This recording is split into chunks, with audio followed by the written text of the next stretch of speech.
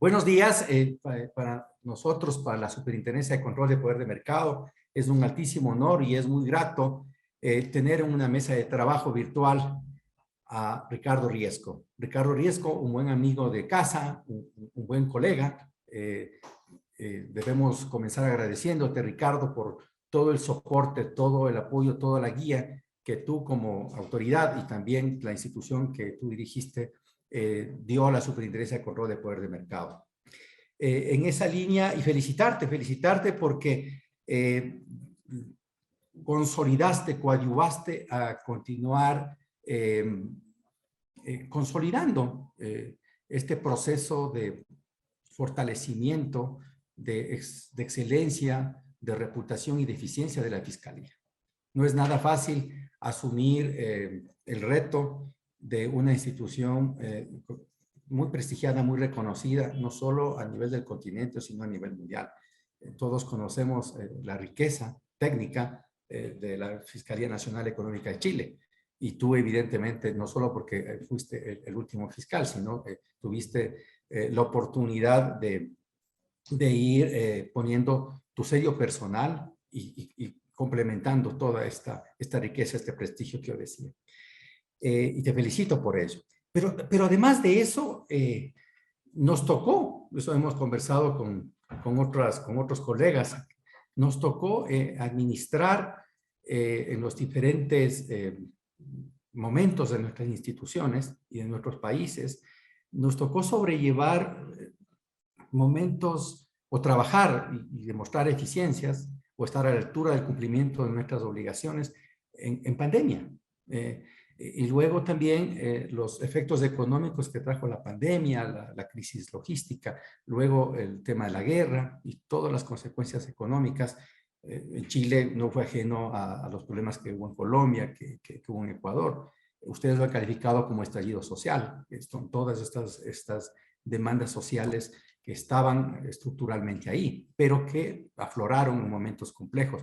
2019, Ecuador también tuvo 2022. Y en esa línea, en este preámbulo, quisiera darte la bienvenida y justamente preguntarte eso. ¿Cuál es tu balance, cuál es tu sensación, las reflexiones de haber liderado la Fiscalía Nacional Económica de Chile en circunstancias de los momentos como los he comentado hace unos segundos? Bueno, antes que nada, superintendente, agradecerle por esta amable invitación y por sus amables palabras de bienvenida, de introducción. Nos conocimos nosotros dos allá en el año 2019 en Honduras, en un seminario en San Pedro de Sula, no sé si se recuerda. E inmediatamente iniciamos la colaboración tanto a nivel personal como a nivel institucional con la Superintendencia de Control de Poder de Mercado de Ecuador, institución a la cual le tenemos un enorme respeto nosotros acá en Chile y que vemos lo presente que está tanto en el ámbito internacional como los tremendos esfuerzos por hacer un cumplimiento efectivo de la norma en el ámbito local. De hecho, antes de esta conversación estuve viendo sus últimas actividades, digamos, en la página web de ustedes, y me recordó mucho la página web de la Fiscalía en cuanto a los videos que tienen respecto del sistema de control de operaciones de concentración empresariales, sobre delación compensada. Vi que acaban de poner una multa por una colusión hub and spoke, una colusión vertical, bastante sustantiva. Entonces, felicitarlo, superintendente, por toda la labor de defensa y promoción de la competencia que están haciendo en el Ecuador. Y sí, la verdad, yo siempre trabajé en el sector privado y cuando el 11 de diciembre del 2018 asumo luego de un concurso público el cargo de fiscal nacional por un periodo de 4 años, la verdad es que jamás imaginé que íbamos a tener al menos 3 acontecimientos bastante excepcionales en lo que es la historia de nuestro país y de la humanidad. Primero, el 18 de octubre del año 2019, cuando se produjo acá un gran estallido social, donde por diversas razones, digamos, la gente salió a protestar con violencia a las calles, digamos, y que una de las causas que se señalaba que había generado la molestia de las partes siempre estuvo dentro de las 10 primeras causas, según todas las encuestas, los abusos empresariales graficados por los casos de colusión gigantes que hemos visto en Chile durante la última década. Además del estallido social que gatilló una serie de reformas pro competencia, buscando endurecer aún más nuestra legislación, un par de meses después vino la pandemia con todos los problemas que eso trajo para las autoridades de competencia, derivados principalmente por la inflación que se produjo respecto de ciertos bienes y servicios básicos para la población. Y en tercer lugar, al menos en Chile, todo esto derivó en cuestionamientos severos a lo que es nuestro sistema político, social y sobre todo económico, y por lo tanto también nos vimos involucrados en un proceso de nueva constitución que también buscó reformular y sentar nuevas bases del crecimiento económico de nuestro país. Pese a todos estos hechos que son bastante excepcionales y de gran dureza, que fueron acompañados más con una reducción progresiva del presupuesto de la Fiscalía Nacional Económica hoy día tiene el mismo presupuesto nominal que en el año 2018, es decir, ha ido disminuyendo su presupuesto de manera sustantiva. Fueron las épocas más productivas de la institución en términos de número de acciones en defensa y promoción de la competencia en nuestro país, y espero que eso continúe así y que sea sostenible, digamos, porque como todos sabemos, la labor que cumplen nuestras autoridades en nuestros países es fundamental y base esencial de lo que son las economías de mercado. En esa línea, el trabajo exitoso, no en general, pero sobre todo en la identificación de cárteles, permitió evidenciar estas malas prácticas de estas empresas en los sectores que la Fiscalía históricamente ha ido investigando y sancionando. Pero resulta paradójico de que, pese a ese trabajo exitoso, insisto, evidenciado por el trabajo de la Fiscalía Nacional Económica de Chile, no ha venido acompañado de procesos estructurales de cambio en el sector empresarial. Yo había también mirado algunas exposiciones de parte de ustedes, especialmente suya, en el sentido de que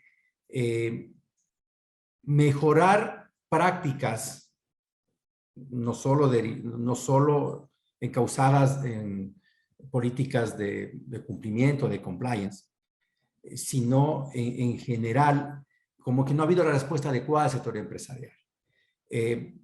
Yo recuerdo, si mal no me equivoco, haber leído que se mencionaba justamente en un foro de que además de la deslegitimidad de las instituciones del Estado, había una deslegitimidad del sector empresarial, ¿no? Y había una exhortación para que el sector empresarial responda adecuadamente, ¿no es cierto?, mejorando sus prácticas e incorporando políticas de cumplimiento. Pero no políticas de cumplimiento de maquillaje, sino de políticas de cumplimiento estructurales, ¿no? A propósito de no solo mejorar estas buenas prácticas, sino recuperar la reputación, el prestigio, y recuperar la legitimidad de un sector que había sido, en algunos casos, identificado de malas prácticas precisamente por las investigaciones y sanciones que la Fiscalía Nacional Económica de Chile había puesto a consideración de la ciudadanía. En esa línea también hemos visto que hay casos que siguen identificándose, o más bien el trabajo para identificar estas malas prácticas sigue siendo positivo de parte de la Fiscalía, y se han incorporado instrumentos de tecnología, análisis de datos y todo ese tipo de cosas que ahora el desarrollo tecnológico nos permite. En ese sentido, ¿cómo compatibilizar, ¿no es cierto?, las actuaciones de la Fiscalía Nacional Económica de Chile, la respuesta que está dando el sector empresarial, y cómo la ciudadanía interpreta este adecuado trabajo de la Fiscalía? ¿O qué más hay que hacer para complementar esos retos que tenemos como autoridades de competencia? Chile, para dar el ejemplo concreto nuestro, durante la última década se vio sacudido por 3 grandes casos de colusión que afectaban bienes y servicios de primera necesidad: medicamentos, carne fresca de pollo y papel tissue, que utilizamos todos los días nosotros en nuestras casas, ¿cierto?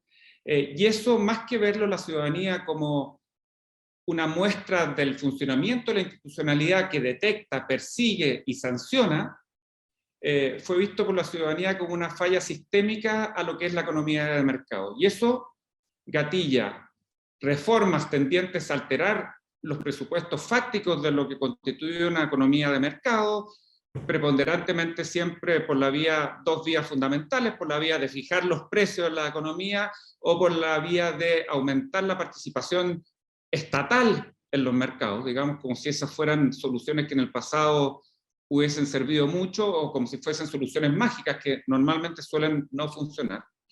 Quiero ser claro que el sector empresarial, desde la década pasada, cuando se descubrieron estos primeros casos, efectivamente se nota un progreso en cuanto a los cuidados que tienen ellos para efectos de no incurrir en prácticas anticompetitivas. Los primeros casos eran colusiones que constaban por escritura pública ante notario, otros eran personas que se jactaban de estar coludidos, digamos, en los diarios de circulación nacional. Ya ese tipo de prácticas groseras, si usted quiere, ya no se ven en nuestro país porque hay una conciencia. De hecho, el ciudadano común en Chile, uno hace una encuesta en la calle y el 75% de las personas sabe lo que es una colusión, lo define en términos casi enciclopédicos y sabe el perjuicio que le causa a la ciudadanía, lo cual implica, demuestra el efecto que esto tuvo en la ciudadanía. Dicho eso, y sin perjuicio de que hay mucho que mejorar en el sector empresarial de tal manera que los programas de cumplimiento sean programas serios, reales, efectivos, que vayan al corazón del funcionamiento de la empresa y no solo sean meros programas de cumplimiento de papel.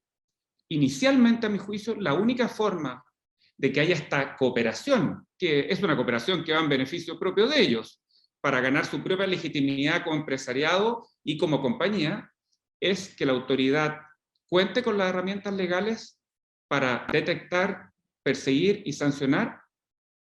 Segundo, que la autoridad, tal como usted y tal como lo hemos demostrado nosotros, esté dispuesta a ejercer esas herramientas legales en su mayor extensión. Y en tercer lugar, que se sancionen las prácticas anticompetitivas con la máxima seriedad. Es decir, solo si usted tiene las herramientas, las utiliza y esas herramientas son efectivas, el empresariado y los agentes económicos entienden la necesidad de adoptar programas de cumplimiento serios, reales y efectivos, porque la amenaza de descubrimiento, de persecución y de sanción con todos los efectos económicos y reputacionales que eso produce, se hace realmente creíble.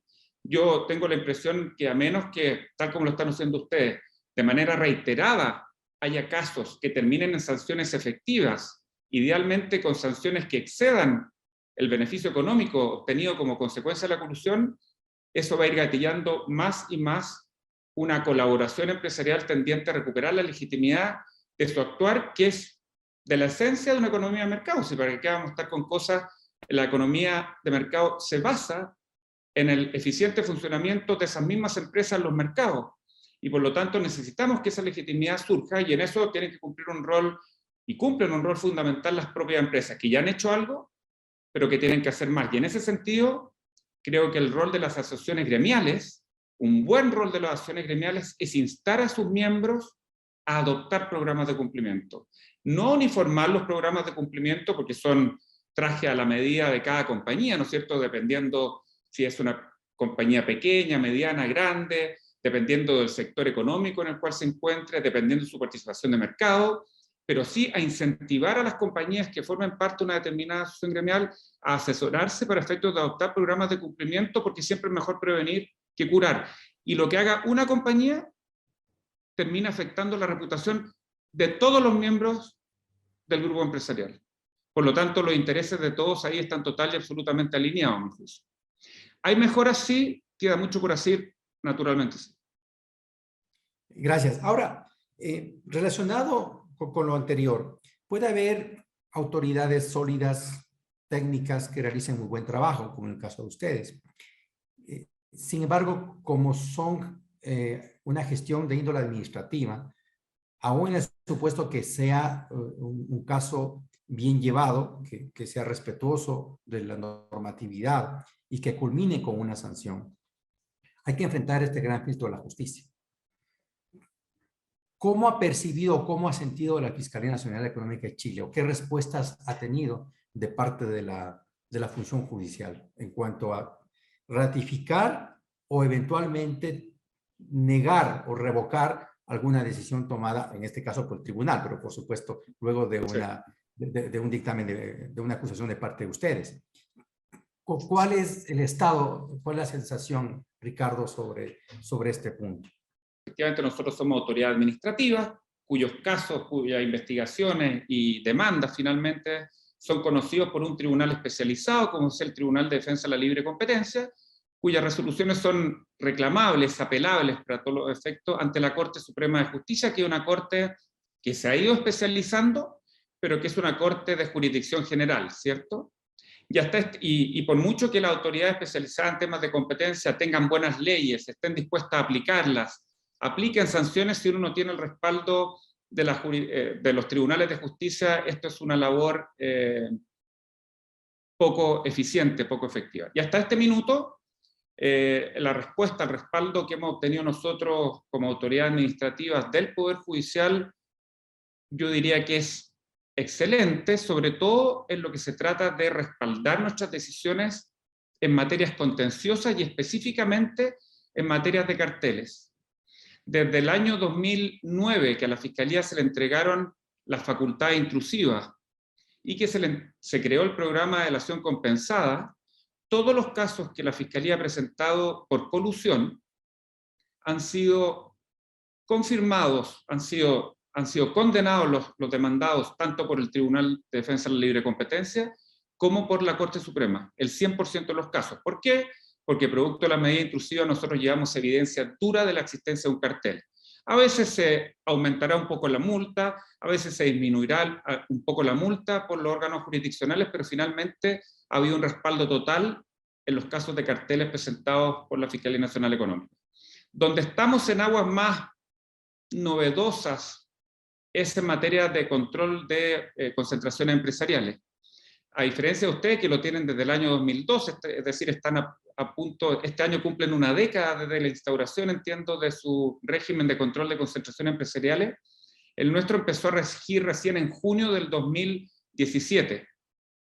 Y desde ese minuto ha funcionado bastante bien, hemos siempre cumplido los plazos legales, pero han habido dos prohibiciones de la Fiscalía Nacional Económica, uno en el mercado de los alimentos y otro en el mercado de la salud, que no han sido respaldadas ya sea por el Tribunal de Defensa de la Libre Competencia y esta semana justamente por la Corte Suprema, utilizando una vía anormal, atípica. Entonces, las dos prohibiciones que tenemos, nosotros tenemos una estructura institucional que es muy garantista del debido proceso.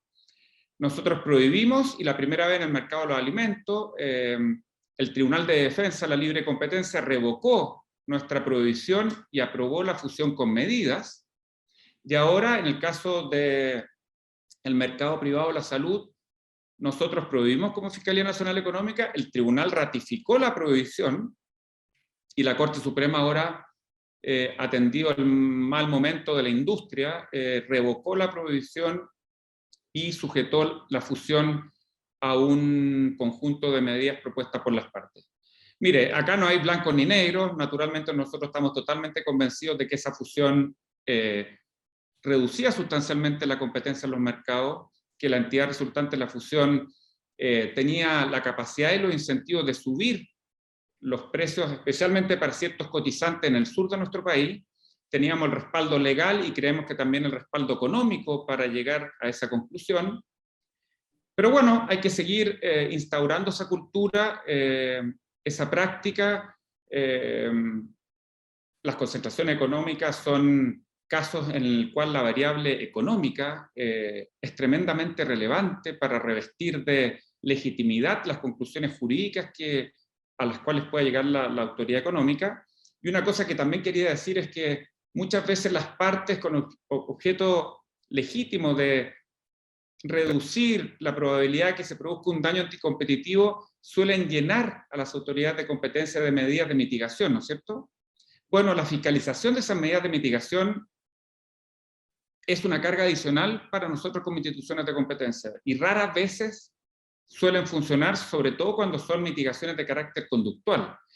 Entonces, hay veces creemos nosotros que una concentración empresarial que está sujeta, digamos, a 15 medidas conductuales, es mucho más sano cortar por la raíz, prohibir la concentración empresarial, que someter a la institucionalidad de libre competencia, que tiene presupuestos cada vez más limitados, a ser una especie de regulador sectorial fiscalizando el cumplimiento de cuestiones de difícil fiscalización.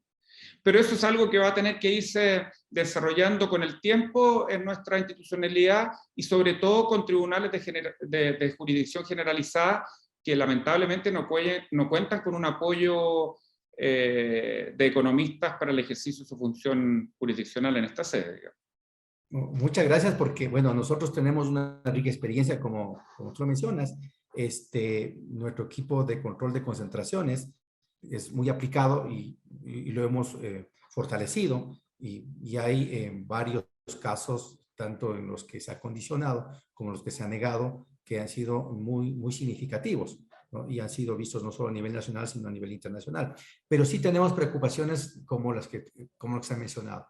En efecto, a veces es mejor, como tú has mencionado, cortar de raíz que eventualmente verse abocada la autoridad luego en complejidades que no solo la dinámica o la estructura institucional permitirían o no permitirían que tenga un buen desarrollo, sino porque una determinada autoridad, un determinado equipo de trabajo, digamos, analizó y miró de una manera, ¿sí?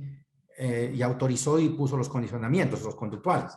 Pero a futuro será otra autoridad la que mire y mirará con otros ojos. Y eso trae unas dificultades y complejidades en cuanto al análisis y eventualmente decisiones que se puedan tomar.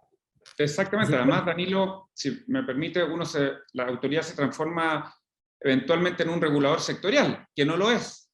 Y hay un costo alternativo a la fiscalización de ese conjunto de medidas, que dejamos de hacer otras labores de detección de otros eventuales ilícitos que puedan estar ocurriendo, porque esa fiscalización recae totalmente en los funcionarios de las instituciones, que son muy limitados e, insisto, con recursos decrecientes.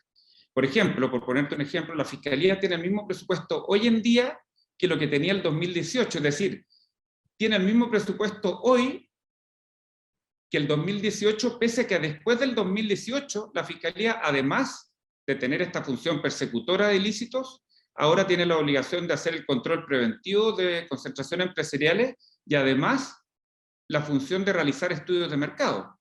Por lo tanto, tú comprenderás, yo sé que están todas las autoridades del mundo con tremendas limitaciones en este sentido, pero tú comprenderás que además andar fiscalizando n número de medidas conductuales respecto de determinado agente económico se traduce en un costo que a veces puede ser inabarcable para la institución.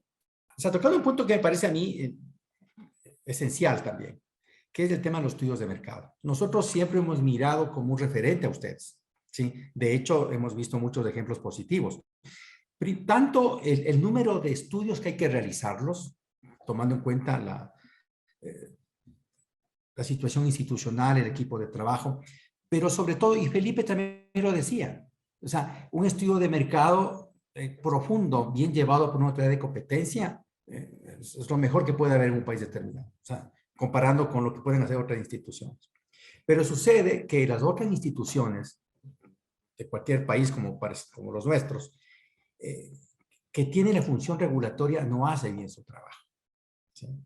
Entonces, luego de los estudios de mercado se emiten recomendaciones y esas recomendaciones unas veces son para la función ejecutiva, otras son por la función legislativa, por poner al menos dos poderes del Estado importantes.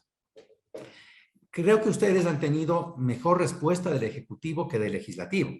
De hecho, han tenido experiencias positivas de que han acogido las recomendaciones, no el 100%, pero en el legislativo veo que hay algunas dificultades. La pregunta es, aparte del comentario que puede hacer Ricardo, es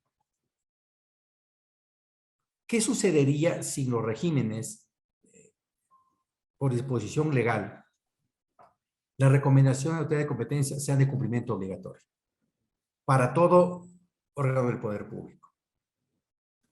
Un tema no solo de economía procesal, sino un tema de eficiencia, un tema de resultados. Un estudio de mercado puede llevar que 12 meses, 14 meses, un esfuerzo tremendo del equipo de trabajo y finalmente una recomendación que no es acogida, ¿sí? Y luego toca hacer seguimiento, evaluación de por qué, de los efectos que ha generado el no acogimiento de la recomendación. Tengo mixed feelings porque creo efectivamente, que es la herramienta más poderosa que tiene la institución para efectos de promover la competencia en los mercados. Naturalmente, la colusión y la persecución y sanción de la colusión siempre va a ser una prioridad para las instituciones como la Fiscalía, como la Superintendencia, ¿cierto? Eso hay que dejarlo sentado como base. Y si uno lo mira, eso sí, las colusiones lo que buscan es sancionar por algo que ocurrió en el pasado. Y a la gente le gusta ver esa sangre que corra y que se sancione enormemente, pero la verdad es que esos casos sancionan el pasado, pero no necesariamente corrigen el futuro. Y eso es justamente el poder que tienen los estudios de mercado, que permiten promover la competencia y por lo tanto bajar los precios en mercados sensibles en el futuro. Si hay responsabilidades del pasado se perseguirán, pero lo que se permiten los estudios de mercado es hacer cambios estructurales a la regulación de los mercados, que puede ser una de las causas de la falta de competencia en un mercado. Pero volviendo nuevamente a la corrupción, fue tal el daño y la marca que ha dejado, la huella que ha dejado en los corazones de los chilenos en los casos de corrupción anteriores, que si bien en el Poder Ejecutivo todas nuestras recomendaciones en el plazo de semanas o un par de meses se han acogido casi íntegramente todos los estudios de mercado, en el Parlamento quedan trabados. ¿Por qué? Porque en el Parlamento siempre derivan la cuestión de los estudios de mercado y las fallas que hemos detectado a conductas ilícitas de las partes incumbentes, específicamente una colusión, y no han logrado captar que también las normas tienen la función y el deber de promover la competencia en los mercados. Es decir, que uno puede estructurar un determinado mercado de tal manera que los incumbentes tengan más incentivos a rivalizar y por lo tanto ofrecer mejores precios, a mejorar la calidad, a aumentar la innovación. Pero cuando vamos al Congreso a explicar nuestros estudios de mercado pasan dos fenómenos. Todos como que empiezan a rasgar vestiduras, como en el Sanedrín, diciendo no, esto no es un problema de regulación, es un problema de colusión de los incumbentes. Y lo otro, que es que se ponen los estudios de mercado de la Fiscalía, que cuentan con información completa de los mercados, porque la podemos pedir incluso por la vía compulsiva, se tienden a igualar su valor con el informe pagado, contratado por uno de los incumbentes del mercado. Entonces empiezan a meter la duda en todos los mercados de que esto no va a funcionar, de que va a quedar Sodoma y Gomorra, son verdaderas campañas del terror y por lo tanto quedan trabadas las reformas. Y así ha quedado trabada la reforma a los notarios, esencial, reforma a los medicamentos, esencial, reforma al gas licuado de petróleo y gas natural, esencial, y estamos a puertas ya, todavía hace mucho calor, pero va a venir el invierno, y ese va a ser un tema que nuevamente va a surgir, y no va a haber ningún avance parlamentario pese a las medidas que nosotros sugerimos. Dicho eso, Danilo, superintendente, respecto a la pregunta específica si nuestras recomendaciones deberían tener fuerza vinculante para los órganos públicos, como todo, totalmente debatible. A mi juicio, no. Y le explico por qué no. Primero, porque eso, como la autoridad de competencia sabrían que eso sería ley sí o sí, se pondrían más cautelosas. Por lo tanto, lo más probable es que el efecto propio de una regulación de esa naturaleza es que los estudios de mercado, en vez de durar 12 meses, ahora empezaron a durar 36 meses, 48 meses, de tal manera de no tener duda alguna respecto de la efectividad de lo que usted está recomendando.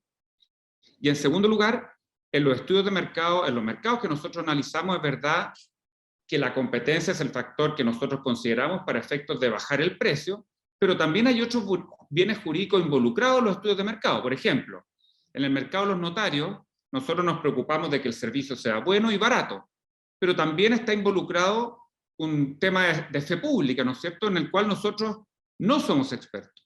En medicamentos, es verdad que nosotros buscamos que haya más y más baratos medicamentos, pero nosotros no somos expertos en los efectos que producen en esos medicamentos y tampoco sabemos si los medicamentos más baratos, por ejemplo, pueden producir daño a la salud de las personas. Por lo tanto, yo creo que ahí hay otros expertos que en el marco de la discusión legislativa pueden contribuir a enriquecer el debate. Eso no lo hemos visto hasta ahora, la verdad, sino que hemos visto más trabas que contribuciones, más bloqueos que mejoras. Y, por ejemplo, también en el tema del gas natural. Efectivamente, nosotros queremos que el gas natural y el gas licuado de petróleo sea más barato para la ciudadanía.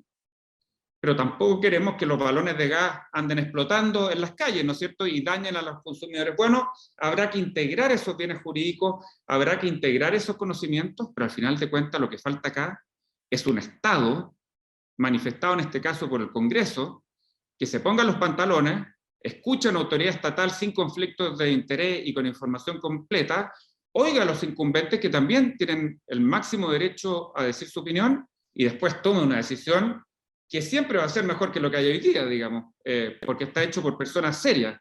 Y eso es lo que lamentablemente no hemos visto. Y espero que en el mercado, en el futuro, eso cambie, porque cuando una y otra vez las autoridades formulan recomendaciones que terminan no tramitándose, terminan tirándose al tacho de la basura, la verdad es que eso sí produce progresivamente una afectación a la reputación de la institución, va perdiendo fuerza. Muchas gracias, Ricardo, por la apertura, la claridad de los conceptos, por habernos relatado muy brevemente mucho del desarrollo y la actividad de la Fiscalía. Reiterar la felicitación por la muy buena gestión y nosotros auguramos de seguir teniendo en otra oportunidad o en otras oportunidades tenerte presente, no solo virtualmente, sino también presencialmente y seguirnos enriqueciendo de todos tus conocimientos, insisto, tu generosidad para no solo seguir en esta gran cruzada de seguir promoviendo las buenas prácticas, sino luchando, que es nuestro deber, no solo a nivel público, sino a nivel privado, luchando por esas malas prácticas de alguna parte del sector privado, que es nuestra obligación como ciudadanos y cuando nos ha tocado el turno actuar como autoridades. Agradezco infinitamente a nombre de quienes integramos la Superintendencia de Control de Poder de Mercado y aspiramos en un futuro cercano complementar otros temas que nos quedan en el papel. Lo mismo digo, superintendente, muchísimas gracias por la invitación. Felicitaciones por lo que están haciendo las superintendencias. Continúen en ese camino que es tan importante para su país y cuente conmigo y supongo que también con la Fiscalía, sea quien los lidere, con una colaboración permanente y continua en dos países que son tan hermanos también en tradición jurídica. Así que espero poderlo estar viendo prontamente a futuro. Muchísimas gracias. Muchas gracias. Mi aprecio de siempre. Igualmente. Y gracias a quienes Buenos días. nos han escuchado. Que estén muy bien.